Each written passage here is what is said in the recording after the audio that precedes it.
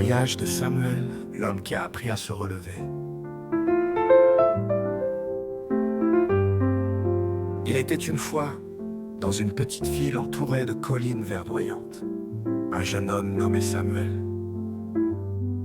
Comme beaucoup, Samuel rêvait de réussir, de voyager, de vivre une vie pleine de sens. Mais la réalité était différente. Chaque jour, il se levait pour aller à un travail qu'il n'aimait pas. Il se plaignait souvent de ses échecs passés. Et il avait fini par croire que sa vie était figée pour toujours. Ce qu'il ignorait encore, c'est que son histoire allait devenir une véritable leçon de transformation. Pas seulement pour lui, mais pour tous ceux qui allaient entendre son récit. Le poids du passé. Samuel avait grandi dans une famille modeste. Son père travaillait dur, sa mère se battait pour nourrir les enfants. Et Samuel, lui, se sentait souvent invisible. À l'école, il n'était pas le plus brillant, et il se comparait sans cesse aux autres. Chaque échec scolaire, chaque critique, devenait une cicatrice dans son esprit. À 25 ans, il avait déjà la certitude que la vie était injuste et qu'il n'était pas fait pour réussir. Leçon. Tant que tu portes le poids du passé, il devient une chaîne qui t'empêche d'avancer. Mais ce poids peut devenir une force si tu apprends à le transformer. La rencontre décisive.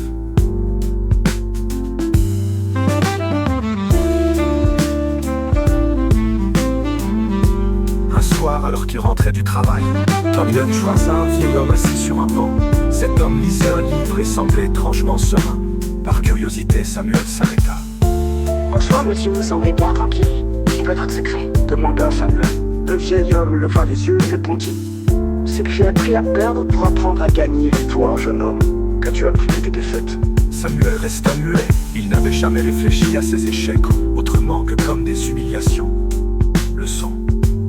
Parfois, une simple rencontre peut ouvrir une brèche dans notre manière de voir le monde. Le cahier des rêves. Le vieil homme, qui s'appelait Émilias, tendit un petit carnet à Samuel. Écris-y tout ce que tu veux accomplir parce que tu crois possible. Et ce que ton cœur désire vraiment. Laisse-le tout de côté, Samuel. D'abord sceptique, accepta par politesse. Le soir même, il ouvrit le cahier et écrivit: voyager en Afrique et découvrir mes racines, lancer mon propre projet.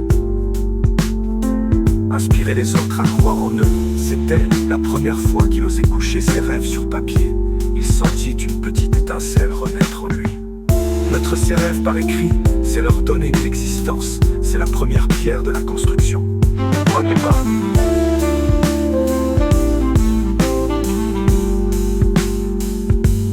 Les jours suivants, Samuel décida de changer une petite habitude, se lever une heure plus tôt pour lire. Il choisit des livres sur le développement personnel, l'entrepreneuriat et même la spiritualité. Petit à petit, son esprit changeait. Au lieu de se plaindre, il commença à se poser cette question chaque matin.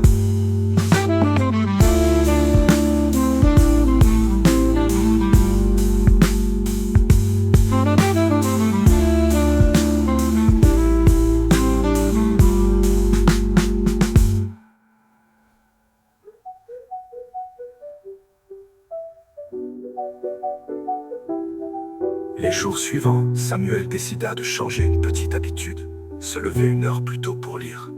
Il choisit des livres sur le